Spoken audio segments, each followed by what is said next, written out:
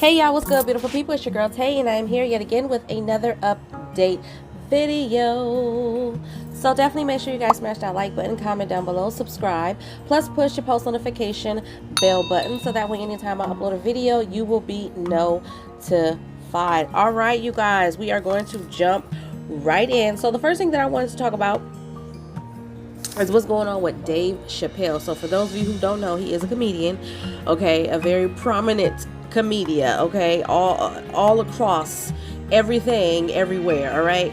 But the only reason why I'm talking about him in this particular at this particular time is because he said something very interesting, and I wanted you guys to weigh in on that and let me know how you felt. We've actually talked about this before in the past, and I never would have thought that he would have come out and said something like this. But anyways, Dave Chappelle said he's not bluffing, as he threatened to pull investments from a small community where he lives if an affordable housing development were built. Okay, so again, you guys and we have talked about this in the past, where people were saying that they didn't want apartment buildings or any type of affordable housing developments built in their neighborhoods, on their streets, and so on and so forth. Going in a little bit deeper, Dave Chappelle was among Yellow Springs, Ohio residents who opposed an affordable housing plan. Chappelle said if a new development had affordable housing, he'd pull investments from the village. The proposal to include affordable housing in the development ultimately failed to pass. Then it goes on to say the village council of Yellow Springs ultimately voted 2-2 on the affordable housing plan, with one member abstaining, a tie that prevented it from being included in a 53-acre development that remains on track to be built. Okay, the development is now expected to consist of 143 single-family homes, starting at $300,000 each, which the council previously approved, according to the Daily News. Yellow Springs, located east of Dayton, has a population of about 3,500 people. Chappelle, who lives in the area and frequented there as a child, threatened to remove all of his business investments from the area should the affordable housing development be built. Okay, that's pretty much all that it says. It goes on to give some jargon from him and basically gives his point and what he said. But I just wanted you guys to weigh in on that, like legitimately, how do you guys feel about that? Like, do you agree with that? I know there were some of you guys in the past when I first brought this up. It wasn't in Ohio, I believe it was in California. I don't remember where it was, but it was pretty much the same thing. They were getting ready to start building some affordable housing units, and there were a couple of people that were like, we don't want that in our neighborhood. But I was kind of irritated by it, because a lot of the things that they were saying to me were quite racially fueled. They were assuming that people that were going to move in there were people of color. People that were going to move in there were low class. Were going to be loud and boisterous, and just a whole bunch of stereotypical nonsense that I didn't agree with. That, more than anything, I did not agree with. So y'all let me know how you feel. I mean, everybody is entitled to their own opinion, you know what I'm saying? So I'm never going to go against anybody. I'm definitely not going to go against Dave Chappelle. However, I would like to know a little bit more as to why he feels that way. If he has some of the same theories, does he think, how do I say it? Because, I mean, at the end of the day, yes, it's very possible for an African American person to have or make very prejudiced statements. So I'm just wondering what his thoughts are, if it has anything to do with the color, if it has anything to do, like, what is there more behind it? I don't really see anything in this article that gives much more of his thoughts and how he feels, just the fact that he's against it and he's threatening not to continue funding if they decide to go ahead with it, which they're not doing anyway. So moving on from that, I did see something in the news regarding the Reparations Bill. This came out 3 days ago by CBS News. April will mark 1 year since a House committee approved legislation that would study slavery reparations for African Americans. H.R. 40 is what they're calling it, would create a panel that would examine lasting effects of slavery and discrimination in the U.S., but the bill has yet to be brought to a full vote in the chamber, okay? Representative Sheila Jackson Lee, who is the lead sponsor of H.R. 40, joins CBS News' Lilia Luciana to discuss further. Okay, so they're still pushing for this, and I hope that they continue to make some leeway in this. I'm not exactly sure what's taking so long. And this is the another thing yet again that bothers me about the government is you have all of these things, and that's why I say a lot of the stuff that they're doing is a distraction. Either you're for reparations for African Americans, or either you're for actually looking into it. And honestly, there's nothing that they need to study. Y'all know about the lasting effects of slavery and everything that our people has had to suffer. No group of people has had to suffer more than we have. That's the reality of the situation. That doesn't mean that other groups of people have not suffered and are not suffering now, but no other group of people have suffered to the extent that we have suffered, okay, is what I'm trying to say. So with that being said, I really do hope that I don't know, somebody needs to light a fire up under their ass, to put it bluntly, and get this going, because I don't think it should take that long. I don't think it took that long for them to enact all of the bills that allowed them to put people in slavery in the first place. So I can't see why it's taking that long for you guys now to come to the floor and say, hey, you know what? We legitimately want to do something for you guys because we realize that this has created a problem, still continues to create a problem for you today. But I'm saying, here's to hoping. I'm not going to hold my breath on that. Moving on, let's think positive, let's speak positive, and let's go into some positive news. So a Black woman-owned fashion line makes Target's Black Beyond Measure campaign. So if you don't know, Target has a campaign going on right now where they are featuring a lot of Black-owned brands, okay? Sisters Kim and Keandra Lockett are taking over Target stores nationwide with their essential wear fashion line as a part of the Target's Black Beyond Measure campaign. The campaign aims to highlight Black designers during the Black History Month of 2022. We wanted to show and display the beauty of Blackness because we didn't see anything like our illustration tees and graphic tees that showed us, and also had the size range, okay? This is coming from one of the sisters of this brand, Kim Lockett, and she mentioned this in a interview just recently with KS. Okay, going on, there is a post here that they put, the brand put on, I think this is Instagram. The name of the brand, I believe, is Jolie Noir. It says, "Hey Noir babes, we are so grateful for all of your support of the Jolie Noir collection at Target. Here are a couple more of our favorite looks from some of you Noir babes." Okay. So I'm going to try to put like a little video of that on the screen. The idea behind the brand statement, Jolie Noir, is that Black is beautiful. Yes, it is. If I do say so myself, I'm sorry.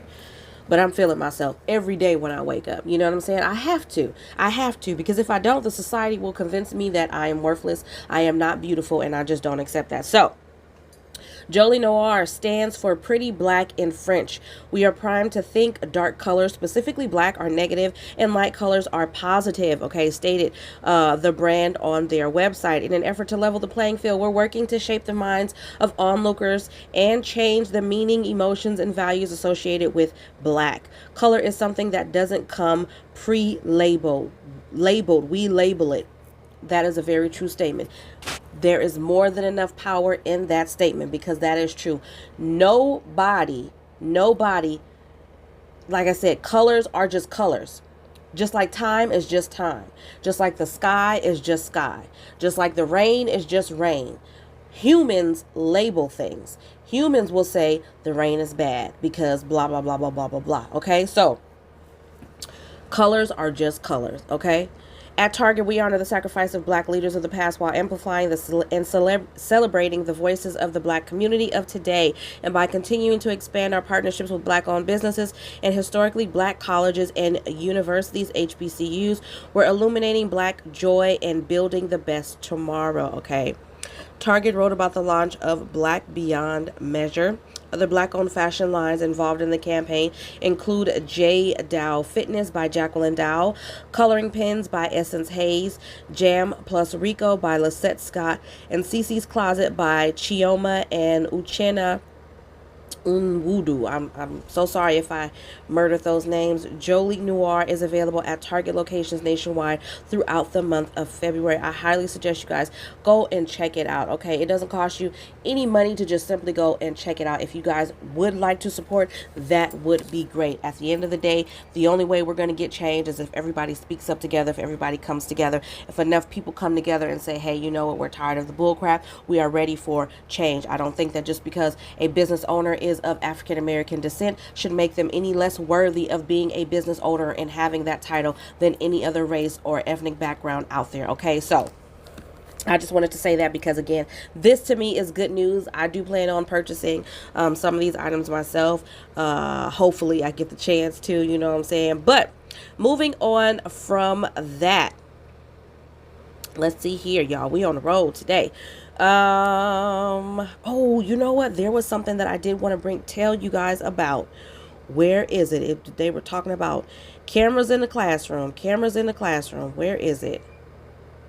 Here it is, right here. Okay, you guys. So, I don't know if I talked to you guys about this. I don't think I have. New bill will put cameras in every classroom so parents can watch teachers. What y'all think about that? Hell yes. I would feel more comfortable sending my babies to school with the cameras. The only thing about that is if you got some shady principals and administrators on board trying to erase the tape and all of that after something has happened in the classroom. That's my only thing. I mean, I know, I just had to be the Debbie Downer and find a negative in this, but I still think this is positive. For me, it's a yes. Should parents be able to monitor their children and their children's teachers while they are in class? I think yes, because teachers are crazy. I have been showing you guys the stuff that has been going on in school, from having children eat out of the trash can. Another person, what was it? Another teacher or somebody had a child go and clean a poopy toilet, and I think the toilet had her feces in it, and she had a child, I think it was 5 years old, clean the toilet. Yeah, absolutely. Absolutely, there should be cameras. This week, conservative lawmakers in Iowa proposed a bill that would require public schools to install state-funded cameras in every classroom so parents could view their children's classrooms via live stream. I'm going to need some cameras in the hallways, too, so I can monitor what's going on in the hallways when they walking to and from each class. You know what I'm saying? I'm going to need some cameras on the playground as well. We need cameras in them hidden corners over there back behind the dumpsters, all of that. Members of the Iowa House Education Committee are expected to discuss the proposal further on Wednesday. Every public school classroom from kindergarten through senior year of high school would be impacted by the legislation, especially in high school. I'm sorry. Honestly, in high school, it's more so about the students than it is about the teachers. But still, yeah, I'm for it. Representative Norlin Momsen, Republican who represents a rural district in eastern Iowa and is sponsoring the bill, said its purpose is to increase the involvement of parents in their children's education by allowing them to watch live footage of their children's classrooms. Okay, as it currently stands now, I don't. When they say live feeds, I'm not exactly sure. Like, I guess how else would it work? I don't know if I would want it to be live feed. And the reason why I say that is because there are some good, decent teachers out there, and I don't want them to feel any more pressure in doing their job than they already feel as it stands right now. You know what I mean? And having a camera on live feed on you all the time, I feel like for some people may cause a certain amount of stress and anxiety, and I definitely don't want to do that to anybody. However, I don't know, because then here's my thing. And here's my thing with that. How would that work into the parents being more actively involved in their children's education? Does that mean that if the parent decides that they dislike something that's being taught in the classroom, that they get to call in immediately and say, hey, go to this classroom? Like, I don't, that's unrealistic. So for me, I think there's a different way. I think they may need to discuss some other options around this. I don't know if I'm for a live feed, having a camera in there and allowing the parents to be able to monitor, you know what I mean? Like, maybe, I don't know, uploading the feed from the classrooms to a platform in which the parents have access to so that they can see what's going on. I think is a good idea, but a live feed, I'm not sure about that. As it currently stands, the bill HF 2177 would require each public school district in Iowa to install cameras in all classrooms except those used for special education and physical education. Honestly, I feel like they needed even more in there. Now, that's a classroom I would honestly want it to be live feed. And the reason for that is because, unfortunately, like I said, there are some good teachers, but there are some teachers that don't have a lot of patience. And unfortunately, people are a lot more prone to bullying special education children or children with special needs and all of that. And I do think that it would be beneficial for both the child, the parent, and the teacher if they can establish trust by having a live feed in a situation like that, because the child is a lot less likely to be able to defend or even speak or communicate about the things that may have happened in that class, if that makes any sense. At the same time, I do think that it would be a good idea for them to still allow the cameras to record while the class is in session, and then just upload the feed onto a platform in which the parents can access. Either way, at the end of the day, the parents are going to be able to see it. But I guess having the live feed, now that I'm thinking about it, would actually kind of avoid them being able to cut out any footage. I don't know. You never know. You never know. They may have a hacker just on standby. So I don't know. Expenses for installing and maintaining the cameras would be provided through the bill. Per the proposed legislation, those who do not comply with the requirement would face phases of penalties. For a first offense, there would be a written reprimand. For a second offense, there would be a fine equivalent to 1% of the employee's weekly salary. And for a third or subsequent offense, there would be a fine equivalent to 5% of an employee's weekly salary. Y'all let me know what y'all think about this. I'm going to monitor this story. They need to bring that to California. But I'm for it. I agree. But y'all let me know. Now, to end off, okay, because I'm trying not to give y'all a 30-minute video like I did yesterday. I do apologize.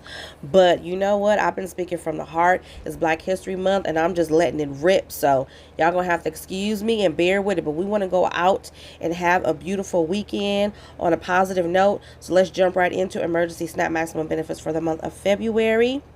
I'm going to refresh. As of right now, I'm not going to give you guys the payout dates, but as of right now, we have Alabama, Alaska, Arizona, Colorado, Delaware, D.C., Georgia, Guam, Hawaii, Illinois, Indiana, Iowa, Kansas, Kentucky, Louisiana, Maine, Maryland, Michigan, New Jersey, New Hampshire, New Mexico, New York, North Carolina, Ohio, Oklahoma, Oregon, Pennsylvania, Rhode Island, South Carolina, Texas, Virginia, Virgin Islands, Washington, West Virginia, Wisconsin, and Wyoming. If you guys need the payout dates, please check yesterday's video because they are on there. And for pandemic EBT for this current school year, as of right now today, which is Friday, the 11th of February, we have Colorado, Delaware, Indiana, Louisiana, Michigan, Minnesota, New Mexico, North Carolina, Ohio, Rhode Island, Tennessee, Vermont, Virginia, and Wisconsin, you guys. That is absolutely all that I have for you guys in today's video. I hope this information was in some way helpful or useful to you in the least little bit. Do me a favor. Don't forget to smash that like button if you haven't already, because it really does help to let YouTube know that you like what I'm doing and you want me to stick around. I plan on taking this weekend to get myself some more rest, to recuperate, to replenish, and to reset. Okay, I've got a hectic next couple of weeks coming up in terms of providing content on both of my channels. Unfortunately, my other channel has suffered because I couldn't do it. And you know, I felt like this channel, not to say that the other one isn't important, this channel is slightly more important in the fact that I'm providing information that I know you guys really depend on. So I wanted to show up for you guys, if nothing else. Okay, but as always, you guys, I'm going to say, remember to live, love, and elevate, you guys. And I do truly mean that from the bottom of my heart. Have a fabulous weekend. I may pop in this weekend. No promises, but I may pop in this weekend, do a live video with you guys just so that I can give you some information, answer your questions, have my computer up and running like I've done in the past. That way, if you guys don't have access to these devices and you need help looking up information, I am more than willing to do that for you.